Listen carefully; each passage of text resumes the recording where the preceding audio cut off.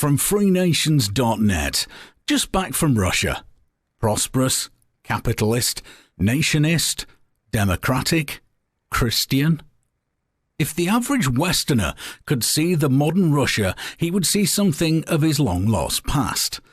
Before fortuitous American neocons, social imperialist Obama democons, Islamophile anti-Christians, imperialist German Europe, and men without history in London began the West's gravest ever geopolitical mistake. I have just been in Russia, in Krasnodar, where I gave a couple of 2-hour lectures with discussion at the Kuban University. The staff and students were very supportive of my analysis of a Western political class pursuing, at best out of ignorance, at worst with deliberate malice, the kind of corporatist imperialist behaviour which led to the Second World War.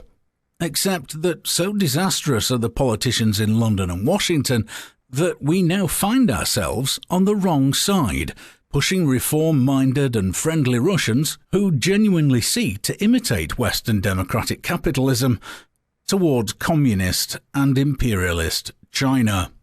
All the important geopolitical analysts of the past 50 years, Egon Bahr, who drove Willy Brandt's Ostpolitik, Henry Kissinger, George Kennan, were horrified at the dangerously ignorant US-EU aggression against Russia and the supine Me Too attitude of the poodle Cameron. Boris Johnson's attack on Obama for his support for the internally collapsing but aggressive nation-destroying European Union is at least the quality of intellectual argument which might be capable of discussion with Vladimir Putin. There are few more obnoxious spokesmen for the neocon and EU aggression around the world than George Soros, the classic corporatist leftist. The true left, by contrast, recognise European fascism and the dangers of US aggression. When he was asked what he appreciates about Merkel's Ostpolitik, he said that without Merkel there would be no sanctions against Russia, nor, we might add, the destructive mass migrations into a bankrupt Europe with democracies, nations and borders. So what does the Russia I've visited look like? It looks a lot more prosperous than most of the United Kingdom, apart from the centre of the new ideology, London, where state corporatism drains both wealth and democracy from the rest of the country. The people look well dressed. The old communists are an irrelevant and disappearing clique of old men. The Russian flag is waved patriotically, not nationalistically, and the shopping malls are impressive, the streets are clean, the people friendly and open, but aghast and puzzled at the attacks on Russia by the West. The food is excellent, people see photos and names of their elected representatives on billboards, and the public spaces are clean. Vladimir Putin was brought up in the Orthodox Christian faith, and the churches are packed with people of all ages at all times of day.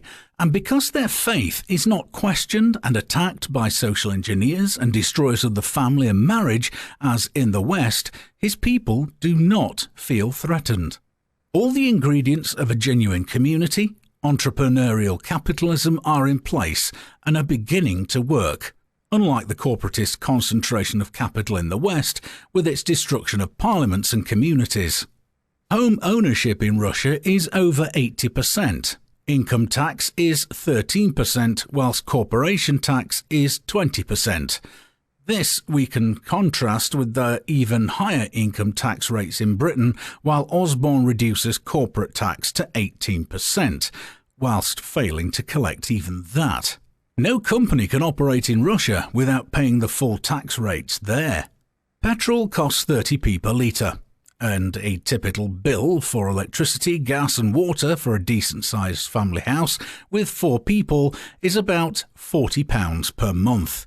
The internet costs £4 a month, healthcare is free, but unlike the disastrous NHS in Britain, it seems to work. Even private healthcare is apparently very reasonably priced. House building is easy and straightforward, with easy planning consents to build as one will within the zones for residential housing, with only the gap between the houses regulated. The cost of building your house can be offset against your income over a 5-year period. Now that's an enterprising tax regime. Unemployment is about 6%. Contrast that with the European Union's average of 10.5%, with individual member states' rates up to 23% and youth unemployment between 20% and 55%.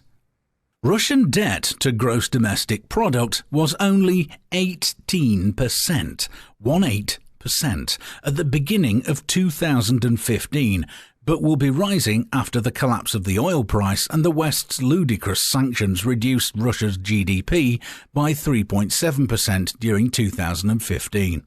Compare this tiny indebtedness to the bankrupt USA and Europe. The USA is at 106%. The UK is at 103%. France is at 116%. Italy is at 147%. Germany at 79%. Putin came to power after Gorbachev had set in train the political revolution against authoritarianism and communism, a man we can do business with, as Margaret Thatcher said, and after Yeltsin, advised by corporatist economists in the West, had handed whole swathes of Russian industry over to very few businessmen. These oligarchs were, Putin realised, not only an economic threat, but a political threat to good governance in the new Russia, so he began pursuing them for excess profits, tax avoidance and illegal export of capital. Many of them came to London. There was also local corruption between the state, local government and their employees on the one hand, and individuals and businesses on the other, with bribes and backhanders and a dangerous industrial mafia taking the law into their own hands. Police would look the other way for a consideration. When I was in Krasnodar, a Cossack area, I saw policemen accompanied by Cossacks dressed in full attire. Apparently the Cossacks and the police keep an eye on each other. In the rest of the world, in India, in China, in South America and in Africa, the Russians are doing more and more business as trade and investment in the West has been blocked. China is taking more Russian oil and gas, and in return, China is exporting industrial products to Russia. China and Russia have held joint naval manoeuvres in the Mediterranean and Black Sea. A triumph for Western policy? Russia has orders for the construction of nuclear power plants from abroad worth $300 billion. German exports to Russia have collapsed, and Russian investment in Germany and Europe as a whole has collapsed, and it is the West which is suffering the most, and German businessmen are pushing Merkel to drop Russian sanctions. One of the ways in which Putin has tried to stamp out corruption in local government contracts and planning, etc., is to establish a third tier of technocrats with specific non-political and non-financial duties between the applicants and government, so that no one comes into contact with anyone they can bribe. So, all in all, Russia is well on the way to being a successful, open, genuinely democratic, capitalist and free nation state, while the US and EU become a sclerotic, corporatist, anti-democratic, supranational, authoritarian mess. Only the idiocy of Western aggression by the kind of politicians and corporate apparatchiks whom the people of Europe and America now despise.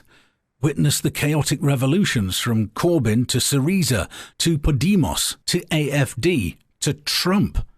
And it could turn Russia, this potential land of peace and plenty, into a new battlefield for world conflict. Rodney Atkinson, March 2016. And a big thank you to Rodney Atkinson for giving me permission to use these articles as part of Radio Free UK and Alan's Antics.